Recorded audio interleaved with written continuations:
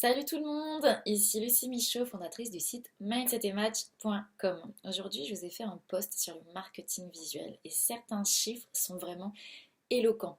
Et quand les chiffres sont éloquents, on ouvre grand la bouche, comme ça. On fait sa plus belle tête détonnée et on cogite. Parce que ces chiffres, ils sont là pour nous dire quelque chose. C'est ça qui est important. Alors, c'était quoi ma question initiale? En fait, elle est simple. C'est pourquoi votre communication et votre marketing doivent aussi être visuels. Vous allez me dire sûrement, Lucie, parce qu'une image vaut 1000 mots, espèce de tête d'iguane. Et je vais vous dire, c'est vrai. Et pas que pour la tête d'iguane. C'est vrai, parce qu'en fait, le visuel, c'est un atout stratégique. Le cerveau se fie à ce qu'il voit. Le visuel, c'est la partie, en fait, c'est le numéro un. C'est ce qui va transmettre un message dans le cerveau. Donc, c'est super stratégique et donc à manier avec précaution. Il y a 10 raisons pour cela. Donc, en fait, je vous ai pris quelques chiffres que je vais lire, que j'ai sur mon ordi. Donc, écoutez bien ces chiffres. Donc, je commence à lire. Donc, 1.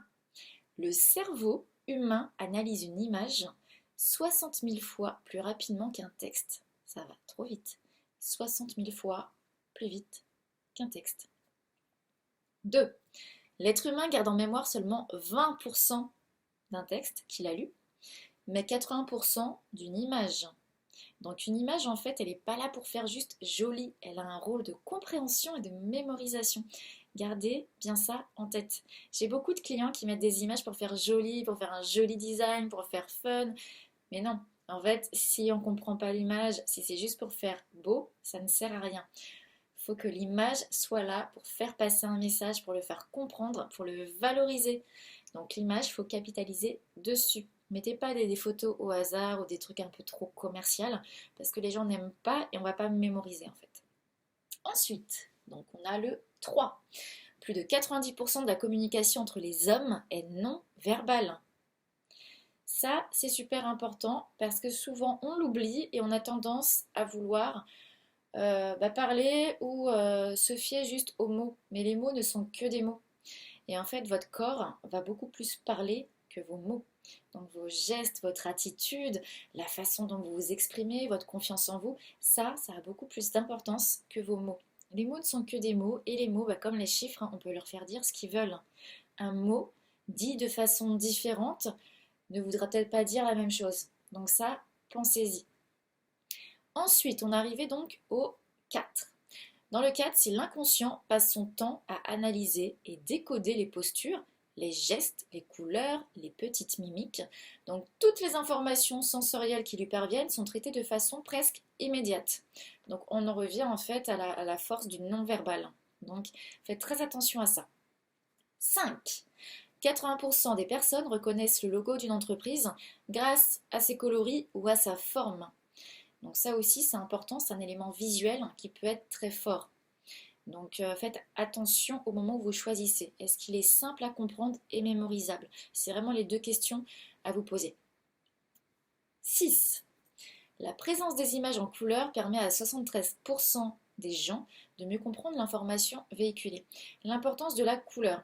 Alors c'est vrai que moi je vais à contresens, par exemple j'ai un Instagram où j'ai pris le parti de mettre que des images en noir et blanc. Donc c'est une photo noir et blanc, un texte, une photo noir et blanc, un texte.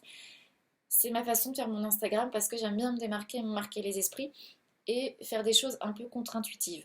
Maintenant, dans les stats, c'est vrai que les images avec des belles couleurs, des couleurs dynamiques, des couleurs chaudes vont avoir beaucoup plus de succès puisque ça va attirer l'œil. L'œil n'est pas fait pour voir en noir et blanc.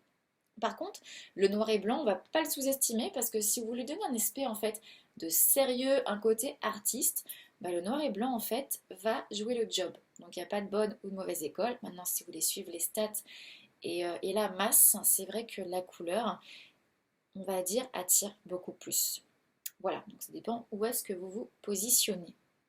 Ensuite, on avait donc 7. Les messages publicitaires colorisés sont lus 42% de fois plus qu'un message sans couleur ou sans image. Donc ça veut dire que dès qu'il y a une image et en plus en couleur, on va vouloir plus lire le texte qu'un texte tout seul. Après, ça dépend, il y a des textes qui font très bien le job, qui sont très percutants, très forts. peut-être courts, qui vont aussi attirer l'œil. Mais si vous l'agrémentez en fait d'une image, et notamment ça se vérifie sur les réseaux sociaux, dès qu'il y a une image, on va vouloir lire soit la source, ce que vous avez voulu évoquer comme message, plutôt qu'un message tout seul où on ne prend pas la peine de mettre une photo. J'ai du mal à parler aujourd'hui. Bref, donc voilà, donc faites attention à ça. Ensuite, on était donc dans le, on va dire, 8. Est-ce que j'arrive à faire 8 avec mes doigts? C'est pas gagné. Donc ajoutez une image à votre information, parce que le cerveau gardera 65% de ce qu'il a vu. Donc ça vient, on va dire, conforter ce que je racontais avant. C'est que si vous avez un message à faire passer, ajoutez une image, puisque on va dire, le message va plus vite passer et sera sûrement mieux compris. Et le but, c'est de se faire comprendre. Donc voilà. Ensuite, on arrivait donc au 9. Ding, bim. Les spécialistes estiment qu'à partir de 2018, donc là en ce moment, 82% de la communication reposera sur le visuel. Donc ne badinez pas avec le visuel et commencez à penser, c'est ce qu'on appelle le visual thinking, la pensée visuelle. Dès que vous pensez à quelque chose, dites-vous, si je devais remplacer ces mots par une image, ça serait quoi? Si je ne pouvais plus m'exprimer avec des mots, comment je ferais passer mon message différemment? C'est des vraies questions à se poser pour faire passer vos messages dans vos pages de vente, dans vos articles, dans vos posts et en fait partout, même sur vos supports pédagogiques ou supports commerciaux. Le but, encore une fois, c'est de faciliter la compréhension de votre message chez l'autre. Donc ça, c'est important. Et on arrive au 10e point. Bam!